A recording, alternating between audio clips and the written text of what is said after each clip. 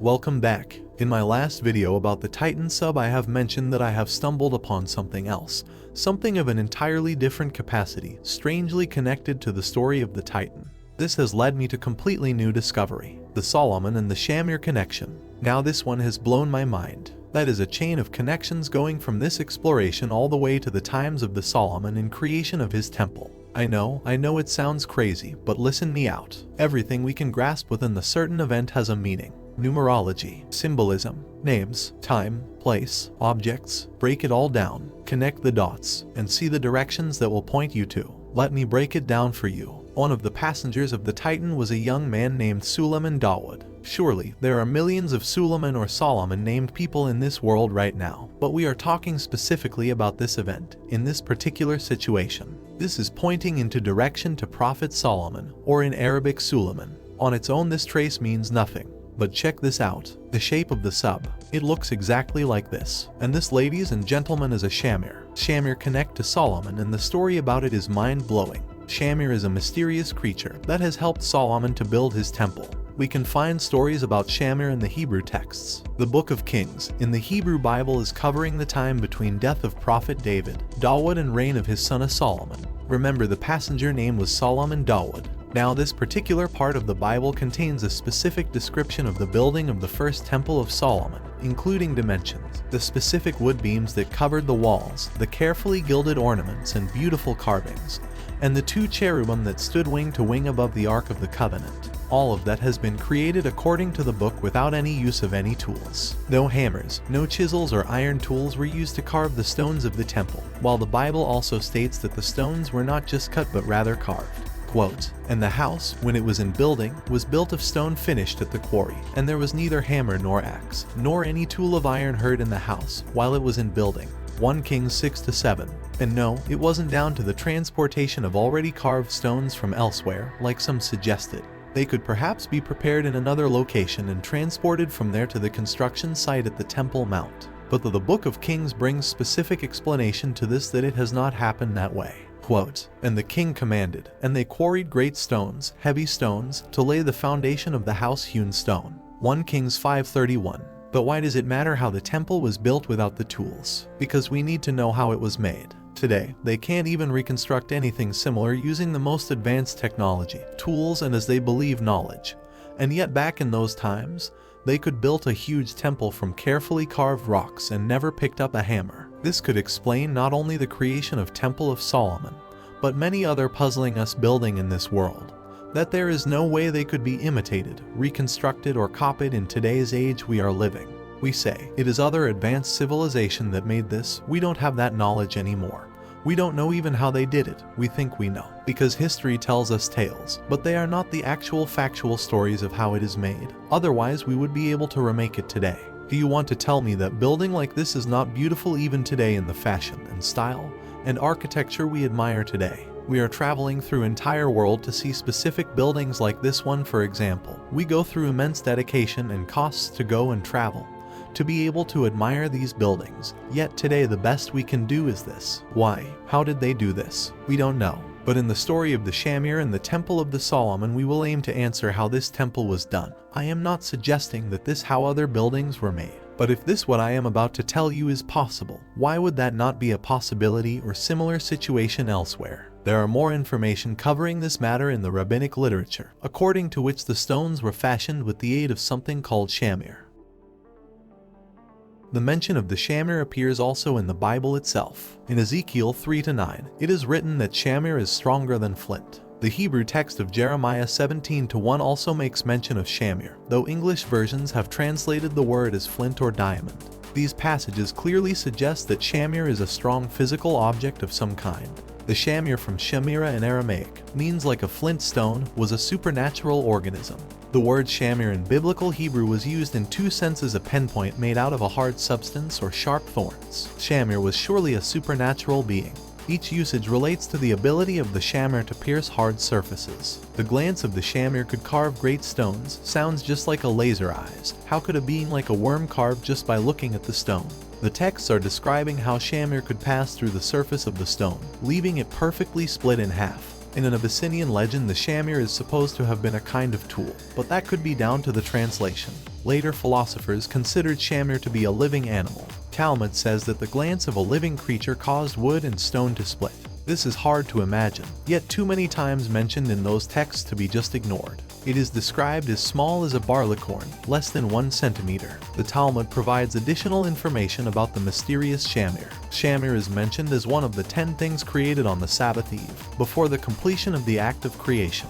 The substances created in that moment were somewhat mysterious in nature, including the Shamir, which had the power to slash and carve stones. Shamir was used to engrave the stones, which were cut with incredible ease. It also mentions that there was nothing else that at the time could endure the Shamir's strength.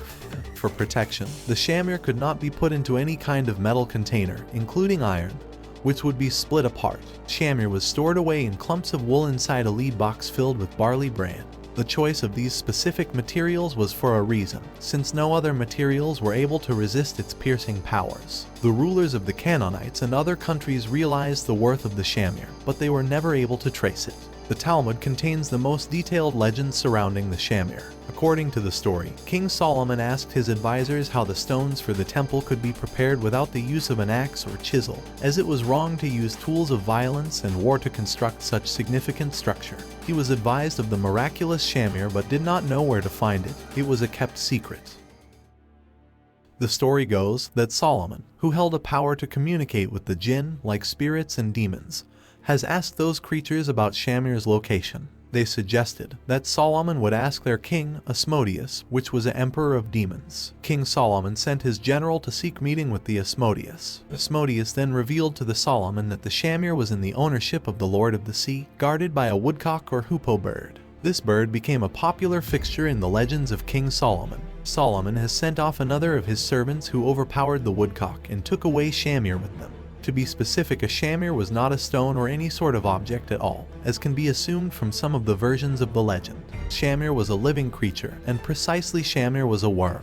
There is ongoing dispute among the religious commentators on whether the Shamir was a living creature, or a kind of tool with miraculous powers. On the other hand, based on the Talmud, they determined that after the temple was demolished, the Shamir was destroyed. So the Shamir existed until the destruction of the second temple, as it was no longer needed. Was the Shamir the only such supernatural creature? Interestingly, there were more. The same texts point into existence of other super strong creatures. We have Takesh, a unicorn, which had been created so its skin could be used for the construction of the tabernacle, or tent of the congregation. Unicorn disappeared after the tabernacle was completed. Now if we were to study other texts, we could find enormous amount of amazing creations with superpowers that we never paid attention to before. In the Middle Ages there was another creature, the caper spurge, which shared the same characteristics with the Shamir, and was even mistaken for the Shamir, but many argues these two were not exactly the same. Interestingly, few years ago researchers in the Philippines discovered a worm capable of eating through a limestone. While limestone is a relatively soft form of rock, still, the existence of a stone carving worm is not a fiction at all. So what's there to say those sort of creatures was not existent or used for building that seem impossible to recreate today due to the strength and precision used potentially to make such creation happen? So far, the Abatan River in Philippines is the only place in the world where it can be found. Due to its limited territory, the scientists suggested this species should be considered for conservation. What is the secret behind the power of Shamir? These are creations that cannot be exactly explained. This is something new to us to even learn about. There is, however, very rational explanation, for example, for the cutting, carving glance of the Shamir. First explanation refers to the production of high and low frequency waves that could resonate the molecular structure of the materials and manipulate their construction. Further, the production of confluent light rays like laser beams, and also possibility of radioactivity. For example, according to Talmud, the precision required to engrave the names of the tribes onto the precious jewels of the high priest's breastplate was not possible to achieve by any human way. But using a radioactive compound or powers, this would not be difficult to accomplish. Imagine if the people would use ink containing lead in order to write or paint on the stones, and then expose them to Shamir. After removal of the lead, they could create by contrast any writings or images carved in the rocks. So the removal of the ink would leave calligraphy contrasted with the background, giving the appearance of depth to the writing or painting. Immanuel Velikovsky, Russian-American psychoanalyst, writer and catastrophist who lived till 1979, has studied story of Solomon and Shamir itself. He described it as radioactive being. That explains the use of the leaded container to be the most logical means to wisely hold such a highly energetic radionuclide. Therefore, the glance of the Shamir could be alpha radiation. Alpha radiation is a high-energy particle, which can destroy or discolor any material, whatever is exposed to it. The possible weakening of the powers of the Shamir in the course of time to the point of complete inactivity indicates radioactive degeneration and its radioactive potency. Through its miraculous existence, if the Shamir was in fact this creature, the alpha radiation is the main feature that would allow Solomon achieve the work done on the temple at the time without use of any hand tools. What does all of that combined has to do with the Titan? I believe that it is a symbolic or ritualistic connection. The tragedy that has happened aligned with summer solstice ritual, the ceremonies that appear during the longest day of the year, the Shamir which was kept secretly by the angel of the seas, and Titan which has entered the depths of the ocean, the disappearance of the Titan and sudden vanishing of the Shamir, the waters, and today's discovery of creature alike like Shamir that live in the water, Solomon and Dawood and the stories of Solomon connected to Shamir and its existence. It could take time and thinking to gather it all together and find any other potential significant meaning in this. Well, I hope you enjoyed this find and make sure to subscribe for more. Thank you for watching until next time.